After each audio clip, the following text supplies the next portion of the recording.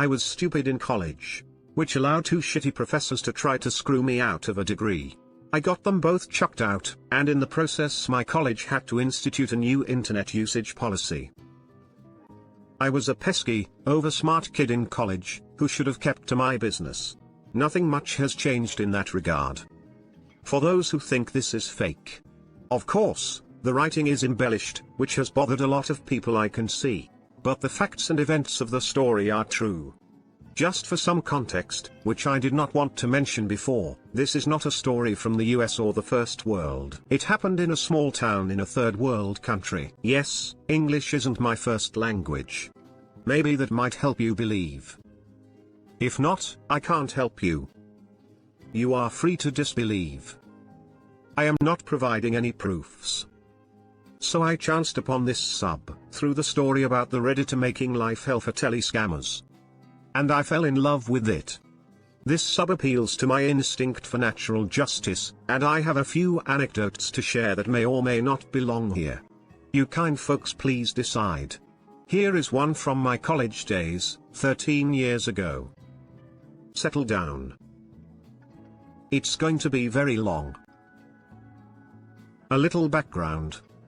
After disappointing my parents in high school with dismal academic scores and a serious predilection for teenage rebellion, I ended up in a small-town college with a close-knit Christian community, pursuing a degree in media studies.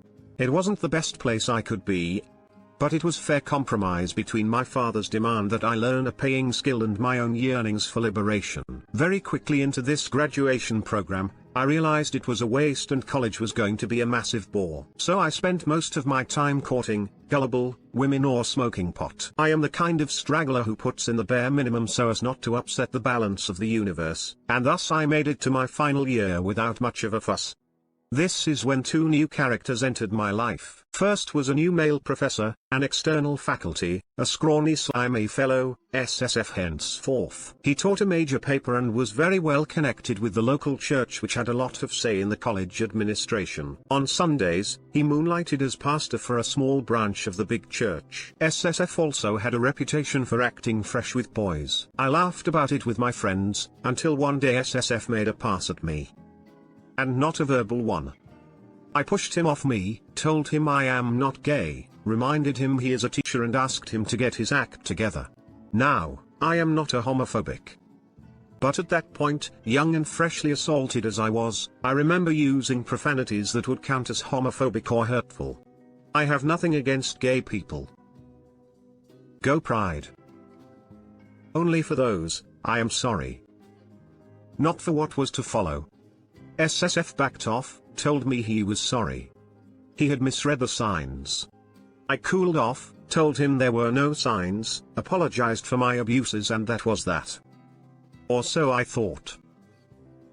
But more on that later. The second entry was a new lecturer, a garrulous young woman. Let's call her Rose. She was fresh out of university, had worked a few odd jobs, and had landed this lecturing gig through some connection in the church. She was from town, had studied in this college and knew the dean of the department well. Rose and I got off on the wrong foot to start with. A debate on art going offhand, as I found her imagining Christian motifs and theology in Picasso. She put me down, I didn't mind. I wasn't too interested either. But just to spite her, I kept turning up essays rebutting her points and she kept marking me with really harshly, supplementing the dismal marks with juicy opinions on what she thought of my intellect. It became a game between us. Now I would like to imagine Rose had a roving eye, as she seemed to favor the young, good-looking boys and really put down the girls in class. Except one. Jess had been a classmate of ours and she was a local, so she did not shack on campus and had kept a low profile. She did not shine. But she wasn't disliked either. Suddenly, after Rose's joining college, Jess started to shine in academics. Happens often when the teacher is right for the student. Rose marked her extremely highly for a few assignments and this got a lot of nerds in class really jittery, who saw a new challenger in Jess for the crown of nerd king/queen. Some of them even read the assignments that Jess has turned in and found them highly incoherent. Nothing explained the grades she was getting. This did not bother me, as grades and nerd drama were never my thing. But then, by a stroke of misfortune, one of our other professors, who taught us 2 other papers, met with an accident and was off action for almost 2 months. A temp was hard to find, and since most of her teaching workload in those 2 months was going to be practical oriented, Rose very gallantly volunteered to fill in for her. Which, it still fathoms me, she was allowed to. What it meant was that Rose was now grading our assignments and papers for 3 subjects, and suddenly Jess' fortunes really turned. From being a challenger to the crown, she became the nerd queen, with her cumulative grades putting her on top of the pile. Jess just smiled through it all and made it out to be her hard work finally getting recognized. A small coterie started to gather around her. It still didn't bother me. My universe was still in balance. Then one day, one of our batchmates saw Rose and Jess hanging out after college. They were shopping in some mall.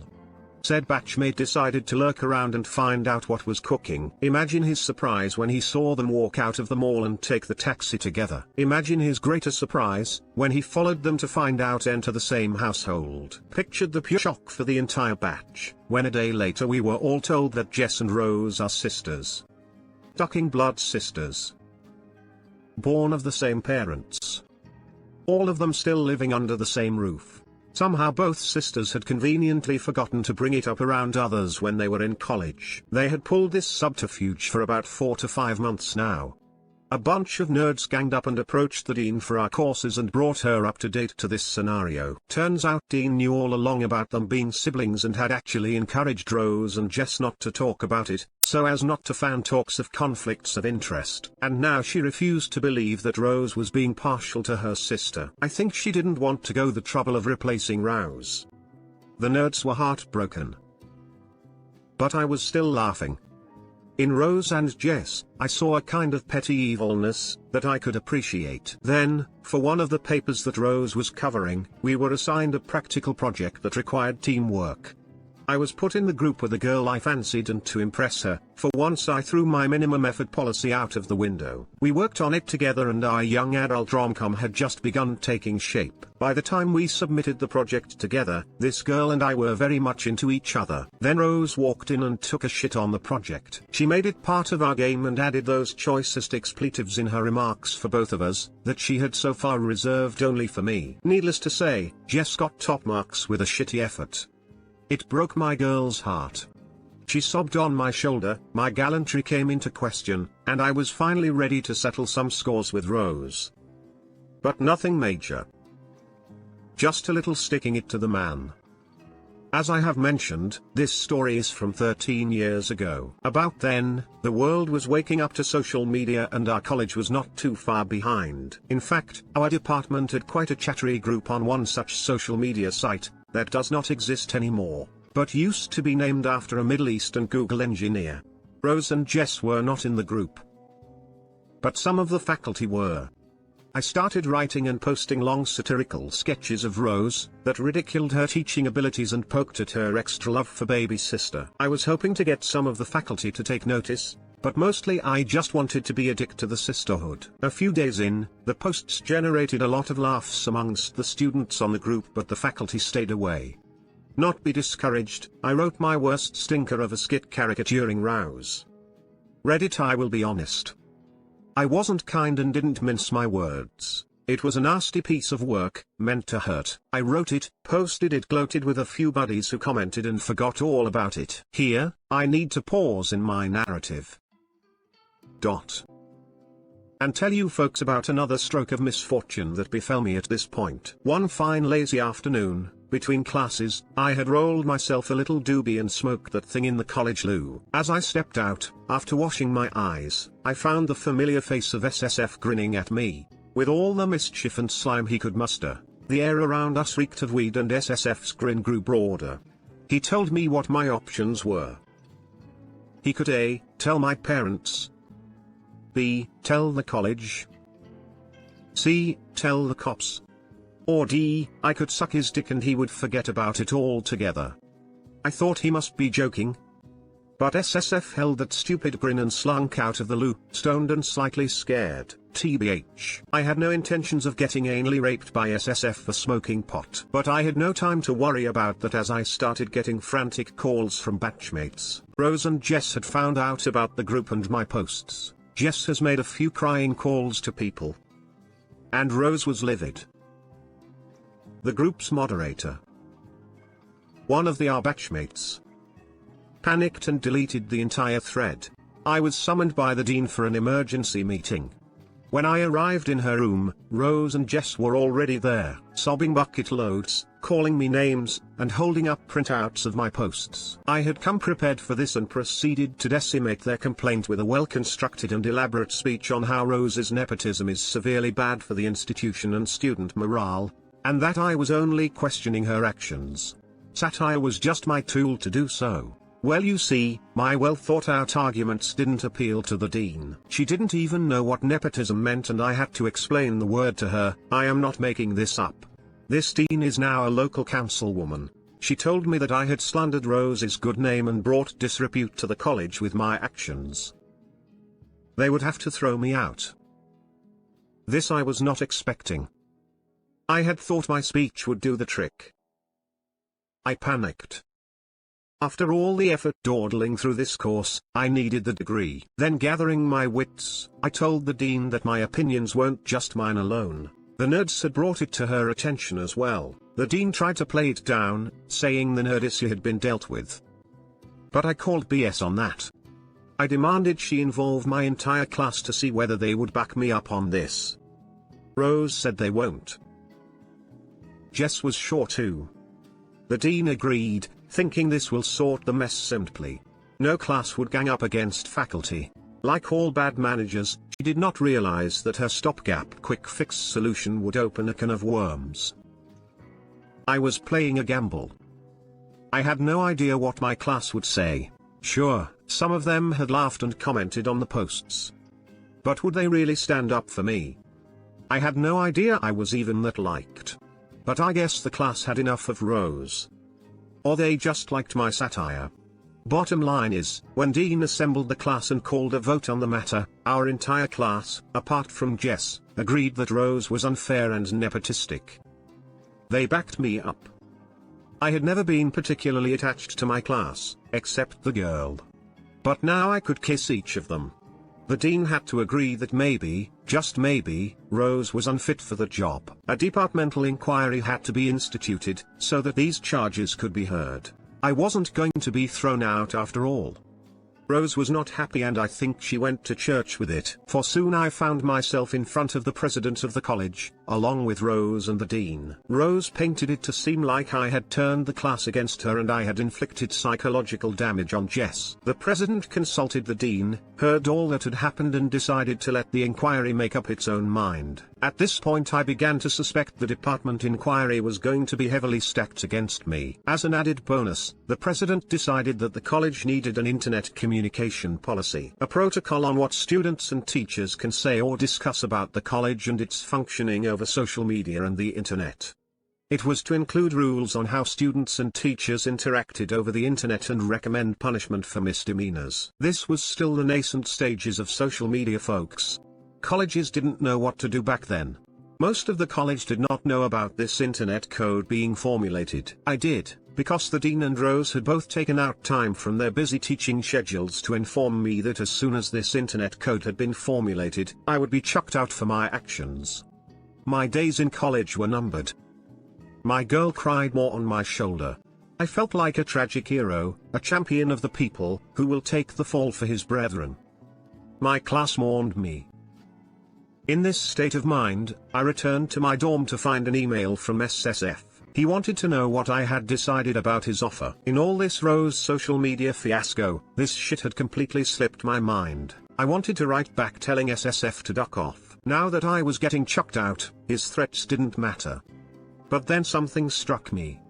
I started exchanging emails with SSF and realized he had no idea about the Rose thing or the impending internet code.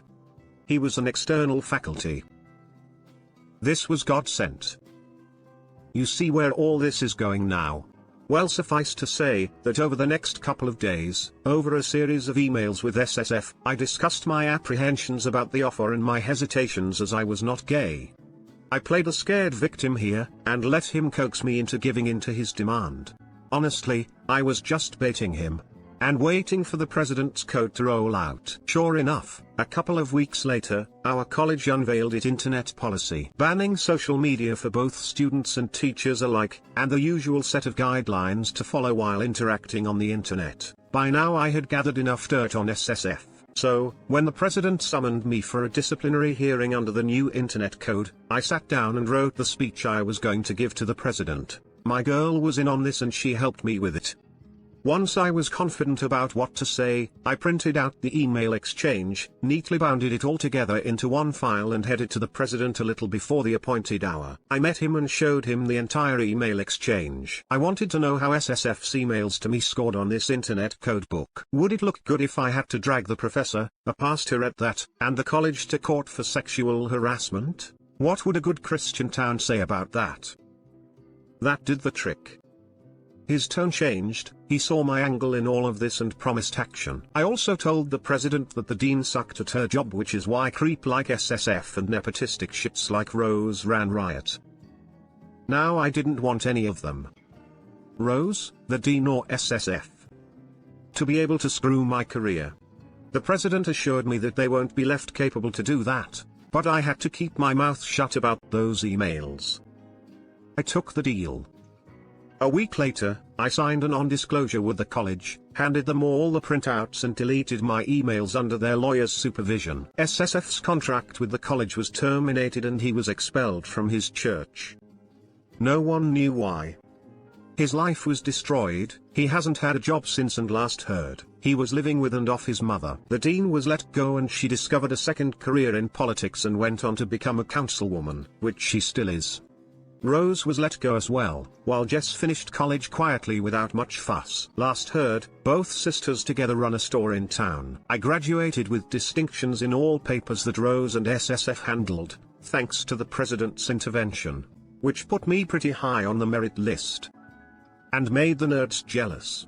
I don't know if this counts as pro-revenge and I am sorry if I have wasted your time. I was just a pesky senior who screwed up. But got lucky when a professor hit on me. And yes, the college had a new internet usage policy. TLDR, read the title.